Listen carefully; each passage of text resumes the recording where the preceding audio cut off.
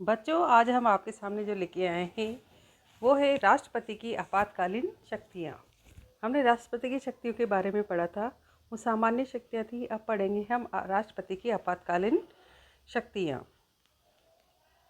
इनको 3 भागों में बांटा गया है। अनुच्छेद 352 के अनुसार युद्ध, बाहरी आक्रमण व सशस्त्र विद्रोह की स्थिति में अनुच्छेद 352 लगता है, और अनुच्छेद 356 के अनुसार राज्यों में संवैधानिक तंत्र की विफलता की स्थिति में, और अनुच्छेद 360 के अनुसार वित्तीय संकट की स्थिति में। तो 3 भागों में डिवाइड किया, अनुच्छेद 352, अनुच्छेद 356, अनुच्छेद 360।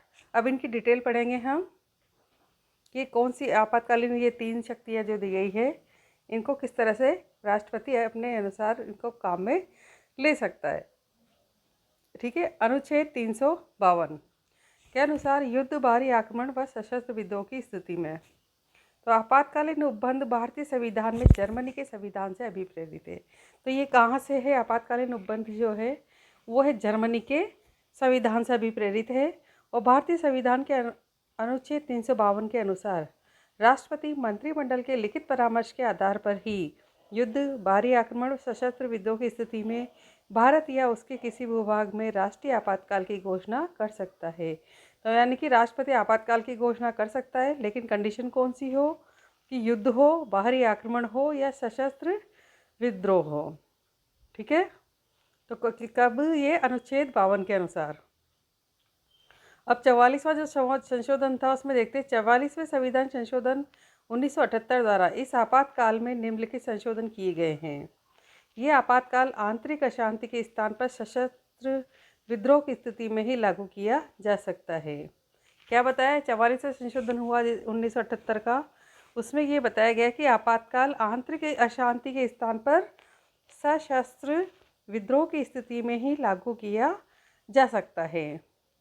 यह उद्घोषणा अब प्रधानमंत्री और उसके मंत्रिमंडल के लिखित परामर्श के आधार पर ही की जा सकती है। इसमें यह भी बात बताइए कि यदि आपातकाल लागू करना है तो क्या होगा, कि ये उद्घोषणा कब की जा सकती है? कि प्रधानमंत्री और उसके मंत्रिमंडल का लिखित परामर्श भी इसमें होना चाहिए।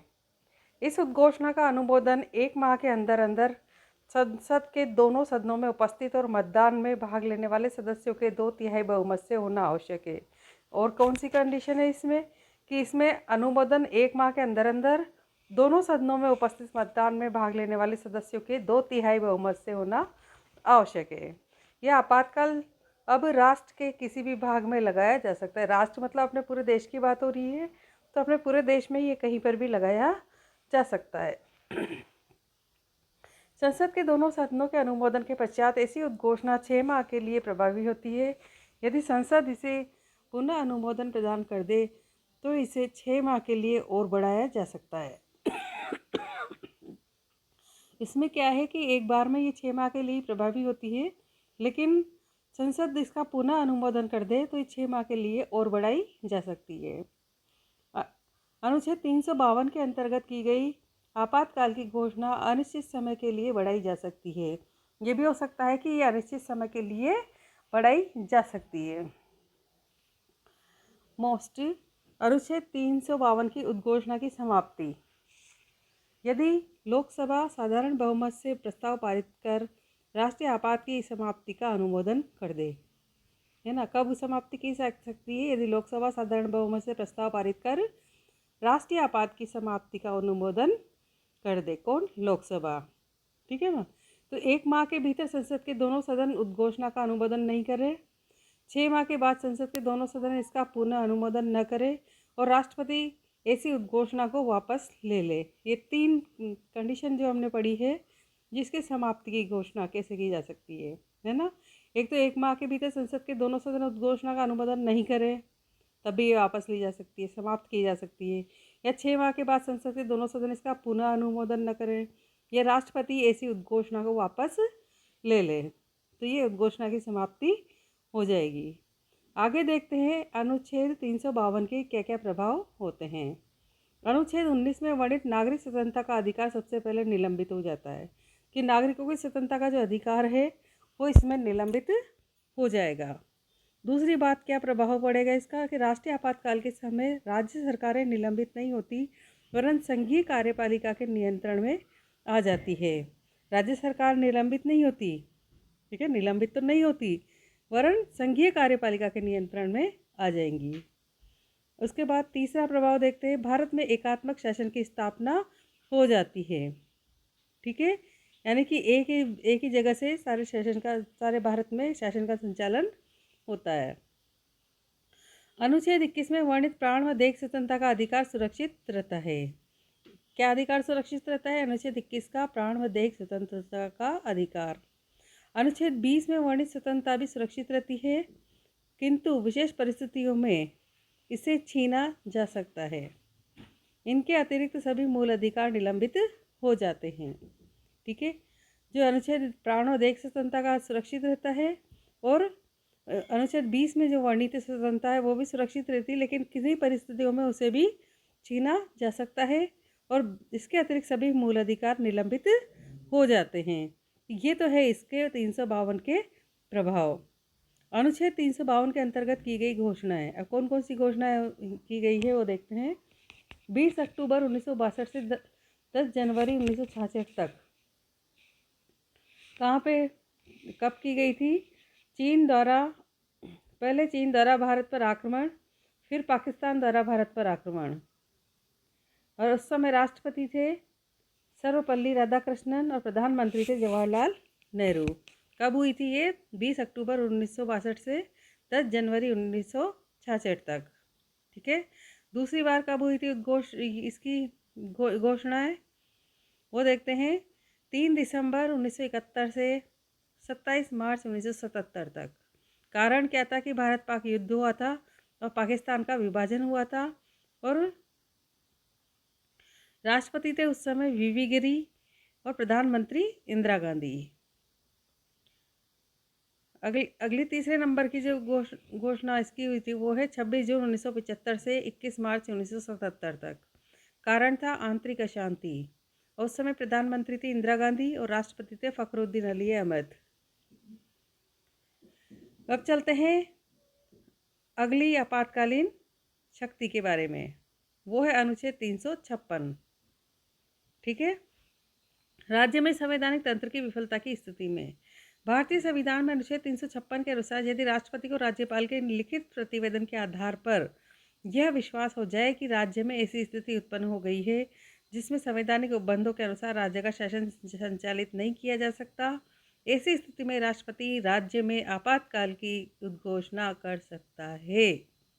ठीक है ना, तो भारतीय संविधान के अनुच्छेद 356 के अनुसार, पहले कौन सा पढ़ा था? 352, अब पढ़ रहे हैं 356। ठीक है, तो राष्ट्रपति को राज्यपाल के लिखित प्रतिवेदन के आधार पर, यदि राज्यपाल लिखित में राष्ट्रपति को देता है प्रतिवेदन, तो ये राष्ट्रपति को ये विश्वास हो जाए कि हाँ वाकई में ऐसी स्थिति उत्पन्न हो गई है कि आपातकाल की उद्घोषणा करना जरूरी है ना, उसके बिना शासन नहीं चलेगा, तो वो उद्घोषणा कर सकता है। लोग प्रचलित भाषा में इसे राष्ट्रपति शासन कहते हैं, क्योंकि सारी शक्ति केंद्र के हाथ में आ जाती है, तो इसलिए इसे क्या बोलते हैं कि राष्ट्रपति शासन। 44वें संविधान संशोधन 1978 के अनुसार राष्ट्रपति ऐसी उद्घोषणा प्रधानमंत्री और उसके मंत्रिमंडल के लिखित प्रतिवेदन के आधार पर कर सकता है ना। ये बात पहले भी देखी है हमने कि 44वां संविधान संशोधन 1978 के अनुसार क्या हो सकता है कि राष्ट्रपति ऐसी उद्घोषणा यानी कि आपातकाल की उद्घोषणा प्रधानमंत्री और उसका मंत्रिमंडल के लिखित प्रतिवेदन के आधार पर कर सकता है। ऐसी उद्घोषणा का अनुमोदन 2 माह के अंदर अंदर सदन के दोनों सदनों के 2/3 बहुमत से होना अनिवार्य है।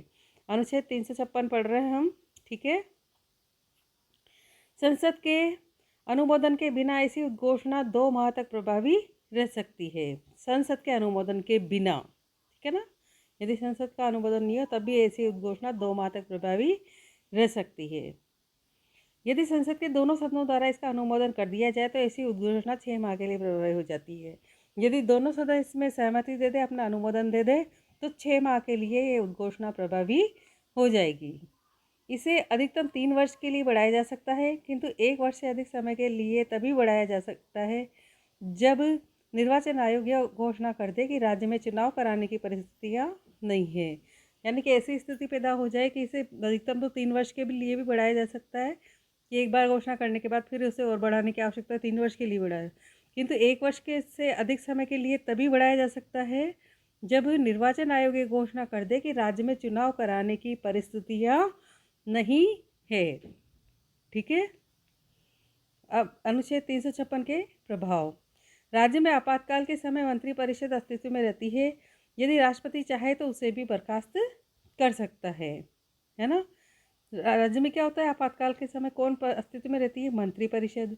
परंतु ऐसी स्थितियाँ पैदा हो जाए तो राष्ट्रपति चाहे तो उसे भी बर्खास्त कर सकता है। राज्य की कार्यपालिका शक्तियाँ राष्ट्रपति में निहित हो जाती है।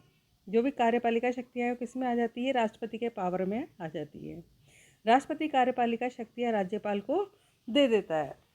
किसको दे देता है वो, कि उस समय राज्य की जो शक्तियाँ हैं किसके, राज्यपाल के हाथ में सौंप देता है कार्यपालिका शक्तियों को।